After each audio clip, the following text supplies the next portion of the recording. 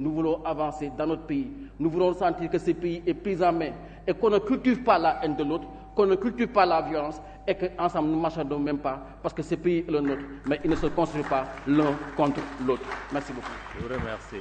La parole est à notre collègue Moussa Diakhaté. Abbas Fall se prépare. Moussa Diakhaté pour 4 minutes. Bismillahirrahmanirrahim. Monsieur le Président, Monsieur le Premier ministre, membres du gouvernement, chers collègues. Monsieur le Premier ministre, voilà une illustration réelle de la vitalité de la démocratie. Quoique, les raisons avancées pour cette motion de censure sont très légères. La preuve, celui qui l'a présenté est de l'opposition et quelqu'un de très pertinent. Malheureusement, et même pour justifier cela, faisait de la gymnastique verbale pour donner de l'étoffe à son argumentaire. Les gens sortent carrément du sujet. Malheureusement pour encore la démocratie sénégalaise, parce que depuis un certain temps, dans ce pays, il y a l'avènement d'une classe politique qui ne fait que dans l'arrogance, l'insolence, le blocage, la destruction. Tous ceux qui ont un parcours, ont géré un État ou ont participé, savent que la politique, ce n'est pas un jeu d'enfant, ce n'est pas une question de pulsion, ce n'est pas une question d'émotion, c'est une question de raison et de rationalité, on est dans ça. Merci pour cette belle tenue rappelée tout à l'heure. Oui, une primature restera toujours une primature. La différence dépend du Premier ministre. Vous avez l'étoffe, vous avez la posture, vous avez l'élégance et vous avez la pertinence.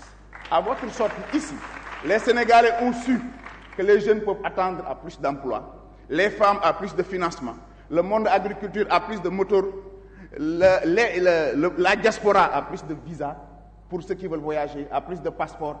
Ce que nous voulons, c'est régler les problèmes des Sénégalais. Je viens en wolof ba ma ko maye. Gis nga football su bal bi nekkee ci suuf ku amul technique day gaañ wala yàq.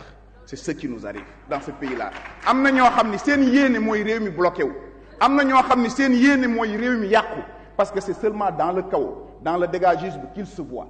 Dans leur attitude et leur comportement, vous sentez de la haine, de la rancune, de la méchanceté. Alors que la politique, on peut être divergent, on peut avoir des positions contraires, dans l'élégance et dans le respect.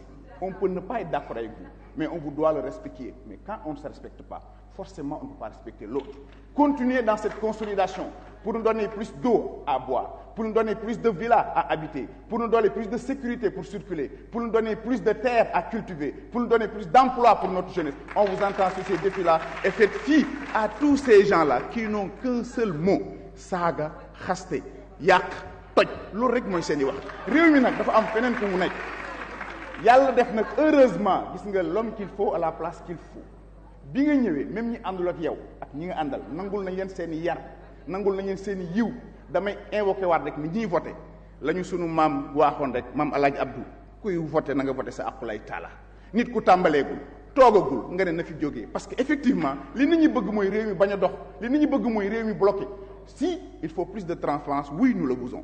Si il faut plus de démocratie, oui nous le réclamons parce que réew noonu lay doxee c'est par acquis qu'on avance à pas réew sa boo ko bëggee da ngay yéene ña ko yor ñu yor ko ci jàmm ndax boo ñëwee nga fekk réew mu taxaw waaye yow nañ yàq nañ toj nañ rey pour que au nom de quoi en tout cas ressaisissez-nous ñun en tout cas en tant que parlementaire suñu cër mooy soppiwaat suñu taxawaay bu fekkee ni lii mooy rupture yéen Sénégalais yi ñu voteel xoolaat leen bu baax nit mën na bañ a ànd ak yow ànd ak yar ànd ak dal ki la mag jox ko cëru mag du tee bu ngeen juboowul na ngeen weerante waaye weerante ci kaw respect mais yow saaga xaste loolu rek la ñu am parce que xamuñu leneen gis nga la politique c'est d'abord un discours mais c'est avant tout un parcours xëy na cëpp mooy andi coow li fi am ñi xam football xam tuuti mooy loolu dafa am ñu fi nekk te seen place du fii loolu rek mooy problème la politique sénégalaise est en crise ñun acteurs politiques ñoo koy def ñi mënul xamuñu yaruñu nañ leen ci génne bàyyi ñi mën xam vive la démocratie vive le Sénégal. Bon vent. Merci cher collègue. La parole est à notre collègue Abbas Fall pour 3 minutes.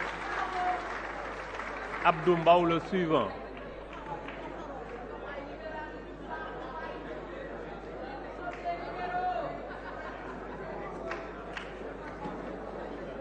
mbokk yi salaamaaleykum ñu ngi remercier sénégalais yi nga xam ni suñu arrogance suñu réewande ak suñu violence la ñu